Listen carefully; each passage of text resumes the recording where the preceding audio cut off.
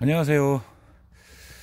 자, 오늘은 우리 구독자님께서 제가 그 춘남 탐사 산행을 다니면서 이야기한 내용 중에 1차 변이, 2차 변이가 어떤 뜻인지 따로 설명을 부탁을 하셨습니다. 그래서 이제 그 부분을 좀 말씀을 드리고자 합니다.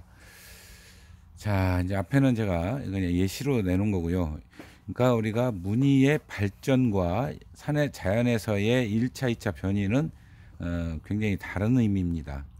자, 무늬 발전이라는 것은 우리가 이렇게 이거는 이제 천상이죠. 천상이 이쪽에는 조복륜을 걸쳤다가 그 다음에 이제 호가 이렇게 무늬가 들고 그 다음에 녹모자를 쓰는 중투호에 가까운 형태로 지금 빠져 있죠. 자, 이런 걸 우리는 무늬의 발전이라고 합니다. 그래서 이제 주로 발전이 많이 오는 것은 산반성이 들어있는, 그러면은 우리 이제 여러 가지 유추가 가능합니다. 반성호나 산반성이 더 발전이 이렇게 변화가 심한데요. 무늬 발전도 키메라 유전에 의해서 유전이 전달되는 그런 형태를 이야기하는데요. 보통 우리가 그러면은 무지촉을 구입을 해서 아주 고가품, 그 다음에 거기서 무늬가 나오길 이렇게 바라죠. 예를 들어 뭐 태왕이라든가 그 외에도 뭐 호정 여러 가지가 있을 텐데요. 그러면은 요즘은 그것도 있더라고요. 그 천정도 무지가 있다고 그래요. 이제 저는 정확히는 잘 모르겠는데 그런 것들을 무지촉을 사서 무늬가 잘 나오면 이제 또 무지촉과 그 무늬촉은 가격 차이가 엄청 많이 나기 때문에 그렇게도 기르는 분들이 많습니다. 그거는 이제 반성이나 산반성이 들었을 때 확률이에요. 더 잘 나오는 건 맞습니다. 그러면은 뭐 어느 정도 이렇게 짐작이 가실 겁니다. 자, 가장 중요한 것은 이제 제가 산해를 다니면서 말씀드렸던 1차 변이라는 건 뭐냐면요. 일단은 정상적인 민춘란이 많이 있습니다. 그죠? 거기서 어떤 변이를 일으켜서 나오는데 우리가 씨방이 터져서 땅에 떨어져서 난균을 만나서 라이좀을 만들고 그 다음에 신화가 우리가 이제 육안으로 확인하는 그런 데까지 나오는데 걸리는 시간이 대략 뭐 요즘은 뭐 빠르면 한 3년도 나온다고는 들었는데 저는 아직 이제 그것까지는 잘 모르겠고요. 보통 5에서 7년 정도 걸립니다.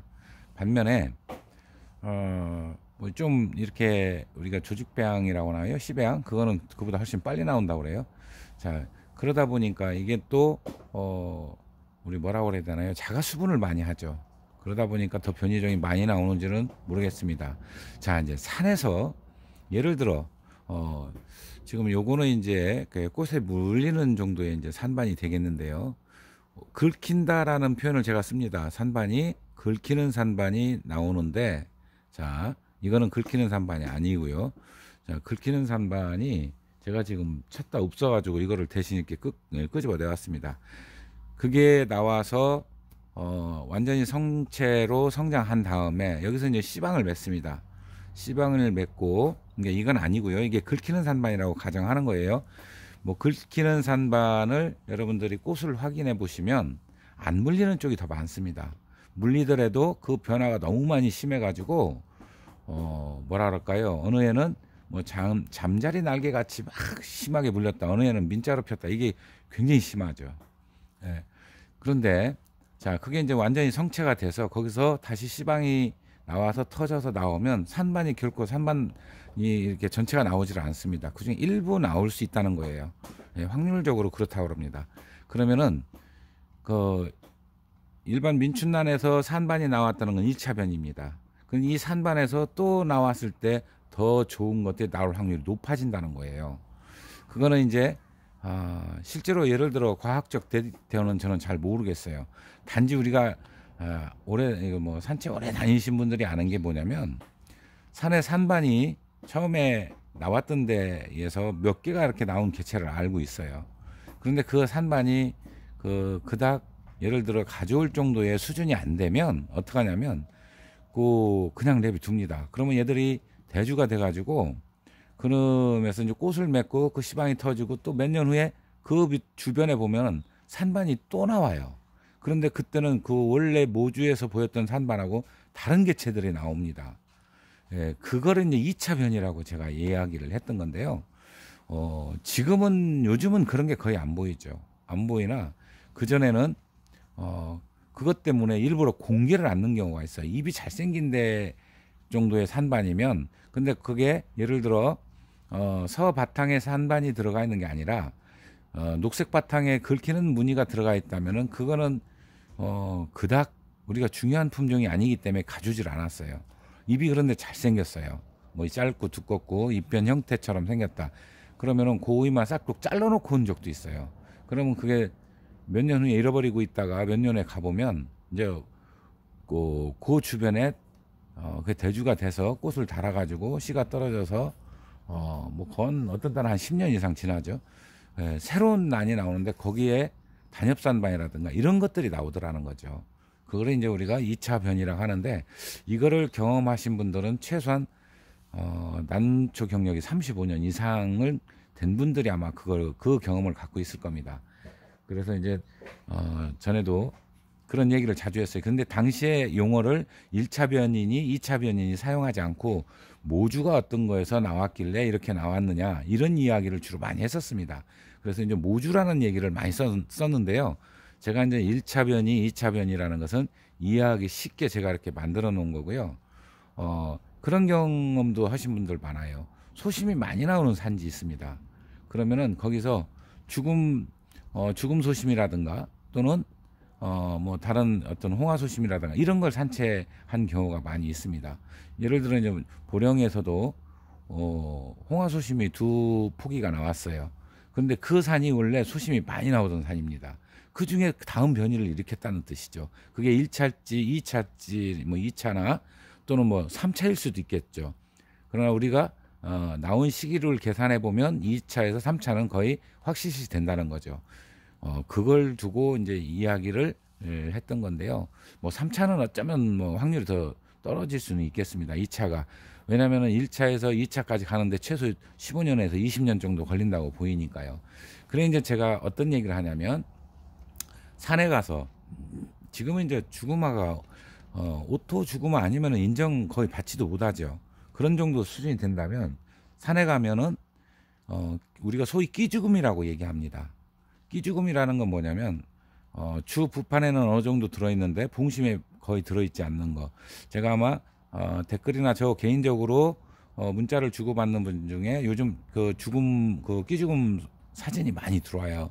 그러면 봉심을 반드시 보여달라고 합니다. 봉심을 보여주시면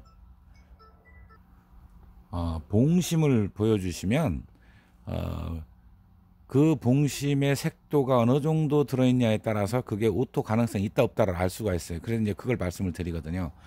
그리고 홍화도 마찬가지입니다. 그리고 자화도 마찬가지겠죠. 자, 자화는 안쪽에 들어있느냐 없느냐 그 얘기를 했었죠. 그리고 홍화는 주구마의 주 부판에 들어있는 위치와 그 다음에 홍화가 들어있는 위치가 좀 달라요. 그걸로 이제 어느 정도 구분이 되는데, 그러면은 이게 집에서 발색이 잘 되지 않을 것 같다. 그러면 그걸 따지 말라 그러거든요. 그 꽃이 또 달려 있으면 내비두고 캐우지 말라 그럽니다.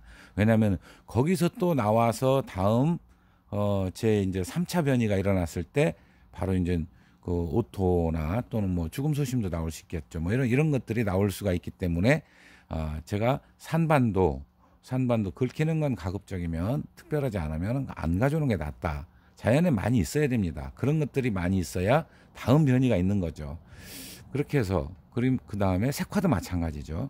자, 황화가 많이 나오는 지역의 산에 가면 많이 나옵니다. 그건 몇 차에 걸쳐서 변화가 있었다는 얘기죠.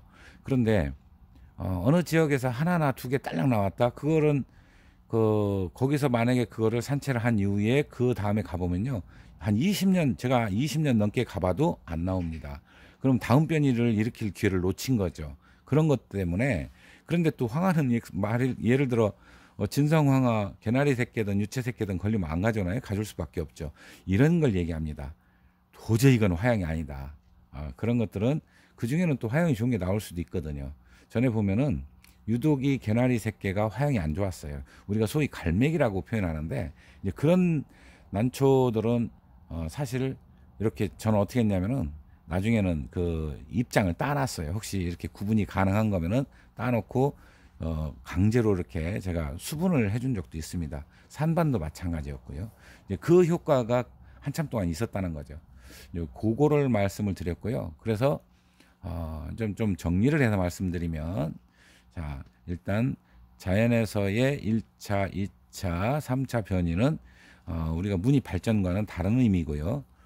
이 앞에 보이는 것처럼 이거는 이렇게 발전이 들어오지만 자연에서의 변이는 더 우리가 원하는 원해성이 높아지는, 즉 주구마, 끼주구마보다 주구마, 우리가 오토 주구마가 더 좋고요. 그 다음에 죽음 소심도 마찬가지죠. 죽음 소심도 분명히 막 뭐라 그럴까요? 그 발색을 하려고 캡 씌우고 막 이렇게 여러 가지 시도하고 저온 처리하고 이렇게 해서 나오는 것 말고, 우리가 화통을 씌웠다가 12월 달에 딱 벗기는 정도, 아니면 수태를 잘 덮어놔도 나올 정도, 이런 정도 수준이 되는 우수한 품종을 원합니다.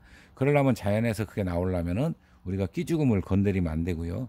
예를 들어 신안에 가면은 암태도나 자운도에 홍화가 굉장히 많이 나왔습니다.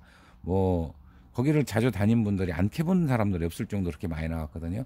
그러면 제가 뭐라고 하냐면, 색이 지나칠 정도로 약하면 저는 반드시 놓고 왔습니다. 예, 그 아이들이 씨방을 맺어서 더 좋은 홍화를 나올 수 있기 때문에 하지 말라고. 사실 뭐 잘 듣는 사람은 없어요. 왜냐하면 경비가 많이 깨지기 때문에 그거라도 들고 옵니다. 산에 가면 무의식적으로 들고 오는 난초들 많죠. 그런데 다시 자연으로 돌아가는 일이 드물어요. 대부분 어떻게 돼요? 가까운 데다 심어놓고 맙니다. 그렇기 때문에 갈수록 좋은 난초가 줄어드는 원인들이, 그런 거를 그냥 아이고 오늘 나 맨손으로 가기 뭐하니까 하나 들고 가야겠다, 이러다 보니까 끼죽음도 들고 가게 되고, 예를 들어 황화가 아닌데 노란색이 들었다 해서 그래도 캡이라도 한번 씌워보게 갖고 간다든가, 홍화도 기부 쪽에 이게 보일까 말까 살짝 있고, 자화는 겉껍 그러니까 외상피라 하는데 그쪽에 좀 들어있고 안쪽에 안쪽으로는 안 들으면 잘 안 나옵니다. 그러니까 이제 그런 것들 화형이 괜찮으면 갖고 와서 연습하다 또는 발색을 시켜보다 안 나오면 대부분 가까운 데다 심어 놓습니다. 그렇게 소멸이 되는 거죠. 그러면은 그건 다음 차를 잃어버리는 겁니다.